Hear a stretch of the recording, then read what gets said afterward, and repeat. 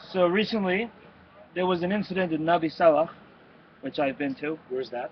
It's north of Ramallah. There was a soldier who had an order to arrest the boy who was throwing stones. Now, I know many of you people may think, wow, he's just arresting a kid for throwing stones. Let me tell you something. Those stones can actually injure people and hurt people. And soldiers are not dressed up in a big armor, steel, knight's armor that stones cannot affect them. No. When a soldier goes out, he's got a vest with a bulletproof vest. He's got a helmet on, and he's got knee pads. If the rock hits him in the face, it'll screw him up, put him in a coma. I know people that have been hit with rocks that have been put in comas. I know people that have been hit with rocks who were injured on their arms or on their hands, and they've been out of commission for a while. Rock throwing is serious. There was a little girl called Adela Beaton who had a rock thrown at her head, and she recently, a few months ago, unfortunately, passed away from that. And these Arabs believe that they can throw rocks at whoever, whenever, because they think that's a form of resistance. Well, it's not. And they need to be taught that rock throwing will not get them anywhere, which is why it's a good thing that the Israeli government has extended the punishment for anyone throwing rocks and extended their jail sentence. However, what happened in Nabi Saleh recently is an embarrassment to every single Israeli soldier and citizen. First of all, what would the world was the soldier doing without his helmet on or his vest? And yet again, you had a little girl biting his hand. You had women that were grabbing at him, hitting him, pinching him. What is this guy? This guy has gone, and not only that, by the looks of it, the guy was an officer. From the looks of the video, because only officers have that certain scopes on his gun. He had that scope on his gun. The guy was an officer. He has a lot more training than the average soldier. He could have easily taken them on. All those people that were preventing the arrest should have all been arrested. They should have all been arrested for preventing an arrest, all been sent to jail. Even that little girl who bit his hand should have been, obviously, he shouldn't have, he shouldn't have smacked her hard or whatever, but a little bit of a smack should have worked to get her under control. Arrest them all, put them in jail, and put them up on charges of assisting people and assisting a fugitive from being arrested. Whether he's a 10-year-old kid who throws a rock, or whether it's an 18-year-old throwing a Molotov cocktail, which, by the way, is pretty much a bomb because there's gasoline in it. You throw that at somebody, you will screw them up for life. Well, I will say this. That was very passionate. This explanation about what happened, Shlomo, and Kol Hakavod.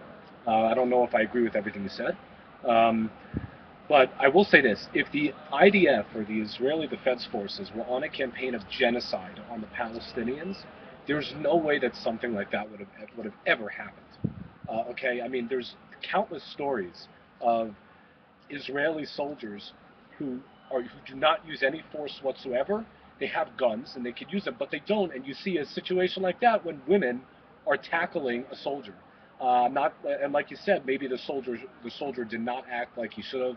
He actually should have used more force or more whatever. You have more experience in that regard. But what I will say is that this demonstrates there's no way that there's a campaign of genocide. And I saw this debate on Press TV, which is the Iranian TV station, between Philip Assouline, I think that's his last name, this Israeli activist, this pro-Israel activist who lives in the United States, and the one of the heads of Answer, the coalition. And it was just like the Answer coalition said, that the head of Answer just said that this demonstrates just how bad Israel is, that they're arresting a 6-year-old child. Now, I want to pose, or a 10-year-old child, I want to pose a question to you, Shlomo. You said that obviously they would argue that it's a form of resistance. The counter argument would be, well, the Palestinians, they don't have weapons. They live under a military occupation. They want to make their lives better. Nothing's getting better, so they're forced to resort to stone throwing. What do you expect? What would you suggest for Palestinians to do, or like a kid like that to do, when they have, if they want to change something? What would you? They don't want to change anything. The reason why they throw rocks, and by the way, when you arrest a kid and you tell him why they throw rocks, he'll be very, very upfront with you. He'll say, "I have nothing better to do at home. I'm bored." This is what the kids do because it's fun. It's action. Once during Rosh Hashanah, I was in the army, and I was, sitting in ambush on a border. These kids come up, and they start throwing rocks at the fence. Hmm.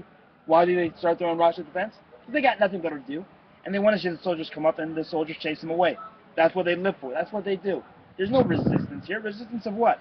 There are no soldiers that are patrolling their towns. We don't go into the neighborhoods unless we're being under arrest for a terrorist.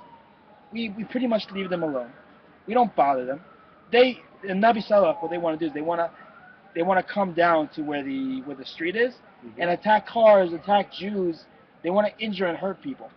As the army's responsibility is to stop that from happening, and with all of this, with all this self-restraint that it's doing, it's only going to show people and show every single kid out there that it's okay to do it because they're going to get just a little slap on the wrist if they get caught.